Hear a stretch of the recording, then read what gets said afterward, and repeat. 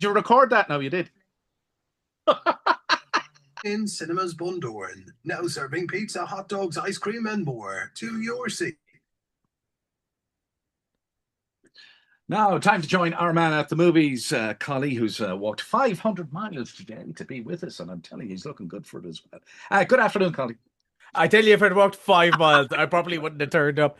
You Yes, we crawl. we have a big new Irish movie. We so many movies this week. It's kind of a hodgepodge of stuff. Anniversary, some new family movies, and lots of stuff. But we'll start with, it seems like I've been able to say this a lot this year, which is great. Another really good Irish movie. Which is something we've said a lot of, and because at the start of the year I was saying how many big blockbusters we have this year, and like Devil Wears Prada is still packing them in. Jamie Michael's still Yeah. packing them in, but we had Trad that we were talking about last week, and Paddy came up and saw it on Monday, and now we have 500 Miles, starring Bill Nighy, whose accent's not bad at all, about Yeah, two young lads who decide to leave their family in England and run away to see their granddad. Will we play the clip? we will indeed. John! Jesus, you'll give me a bloody heart attack. Well, you'll give me one standing there. Grandad! I told you to stop calling. With my mum's until we sort something out. This is your decision, not mine. Go on, Charlie. What's going on, Finn? Where are we even going? We just need to get to Grandad's. He'll know what to do. About what?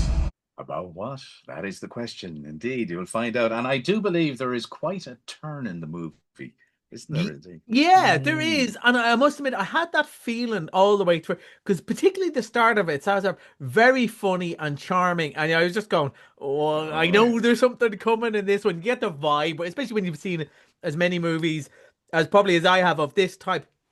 So it's not about whether you can kind of see what's coming or not. It's about the quality, right? Yeah. And that's always what makes it. I have to confess, Jamie, I know you said, oh, I saw the trailer, I thought that looked good.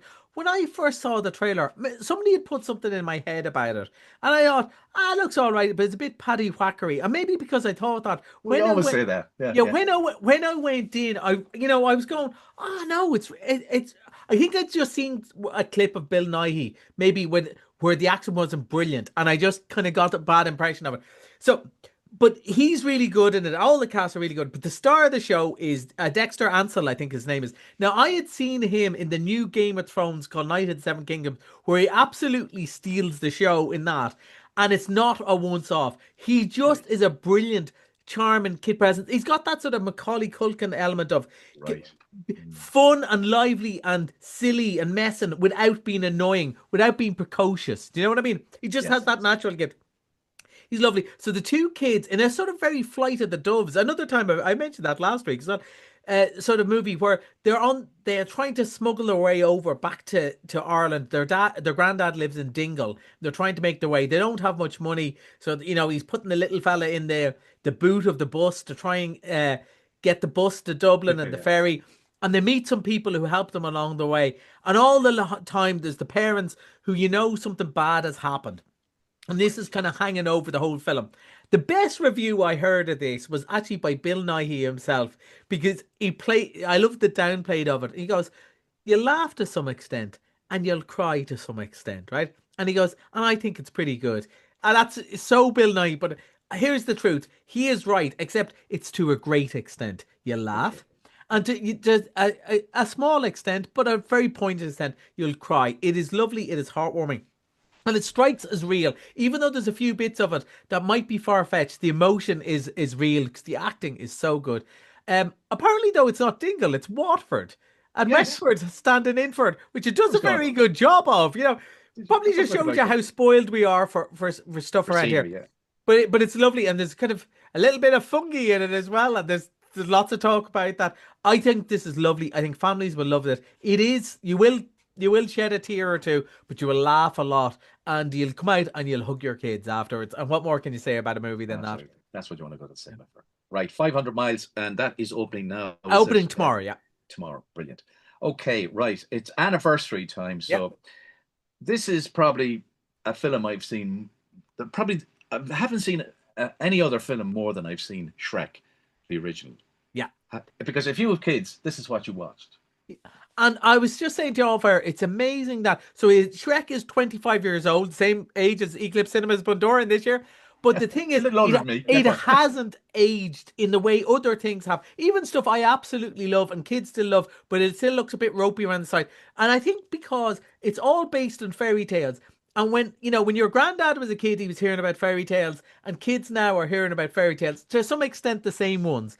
Yes. So something having fun, poking fun at Goldilocks, poking fun at the Three Blind Mice will always work. It is ageless and timeless. Also, what we said about quality. Anyone can take the mickey. Not everyone can do it well. And not everyone can do it with affection the way Mike Myers and Eddie Murphy do. In some ways, I don't know if he's ever been better, Eddie Murphy. And for all the brilliant stuff he's done, this is the stuff that he just is brilliant in.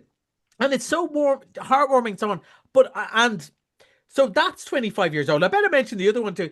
Right. Space Jam is 30 years old. And again, I'm slightly of a different generation, but there's so many people who love basketball now. This is how they fell in love with basketball. Because Michael Jordan was, of course, a massive star in the States, but I don't think he was as famous. He was probably more famous for the Nikes, really, than anything else over here. And it took off. And of course, do you know who's pretty famous? Bugs Bunny. Anytime you get Bugs Bunny to star with you in a movie, that's it.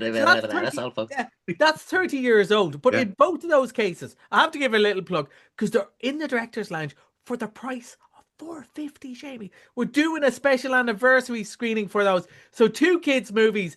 At that, I think it's going to be really popular because there'll be other movies if you brought back that are 30 years old for kids. They would go, what are you making us watch this for? But I think both of these will be big hits.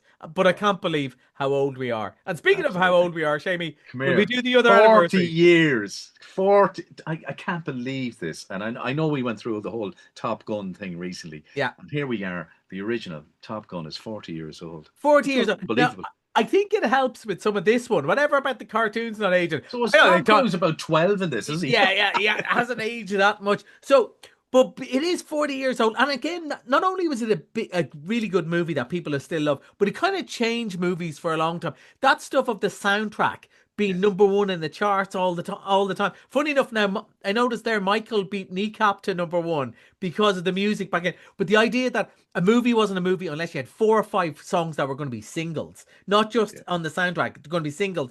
That the soundtrack album would do as well, and people were fighting to get their songs in. It's like Shrek. Exactly the same. The soundtrack was a kind of a jukebox soundtrack, really, wasn't it? Yeah, well, I'll put you up on the soundtrack of Prada, the Devil Wears Prada. I got the soundtrack. It's absolutely brilliant. Yeah, it's great because they realise that is such a part of the whole. It's a holistic, I suppose. But with Top Gun, it's still great crack, which is surprising. And actually, what they're doing is Top Gun is 40. Top Gun Maverick is not that old, but they're re-releasing that on Wednesday and Thursday as well because they think after people have seen one on the big screen, and I suppose a lot of people would never have seen Top Gun on the big screen, or they would have spent more time on video and DVD, probably video actually, given the age of it. But it still looks great because that sort of action is always great in the cinema, isn't it? The sound and the made for it, like made for it. And again, Top Gun. I remember watching Top Gun when I was 10 or 11 and really loving it, but also going, I've seen An Officer and a Gentleman. Even then I knew it wasn't that original, but it's so well done. It's so well done. Right. What's that showing then? What have that's showing for the next 4 or 5 nights, and then we've got Maverick to finish the week. Yeah. Okay, right. Now you've got something for the kids. It's Charlie and the Wonder Dog. Charlie the Wonder Dog. Yeah, it's Owen Wilson. This is a nice little one where the pet gets superhero powers, goes off, starts to save things, but the little boy who's his best friend kind of says, "But are you my dog or your superhero?" So it's kind of sweet. It kind of looks up for sort of the under 10s, I'd say, but it's quite lovely. Now it's up against there's so many good kids movies, but it looks cute. It is indeed. Right, Mr. Monday, you're bringing back the drama. You loved this. Loved it. One of the biggest surprises of the year because I really didn't know that much about it. And it's one that I keep on trying to get people to watch without telling them what happens. Basically, they're about to get married. A secret comes out. I assumed it was the same sort of gossipy secret you'd see in soap operas and stuff like that. It is not what I expected. And it goes on. And again, The actors are just so good. Zendaya, look, is a mega star anyway. I said that to you at the time. But she's about to, she got this, Spider-Man, Dune, and The Odyssey all coming out this year. If she wasn't already gone stratospheric, she's going to go now. It's brilliant. Watch it on Monday. Okay, that was Collie on Movies. Till next Thursday. Enjoy the movies. Bye. Collie.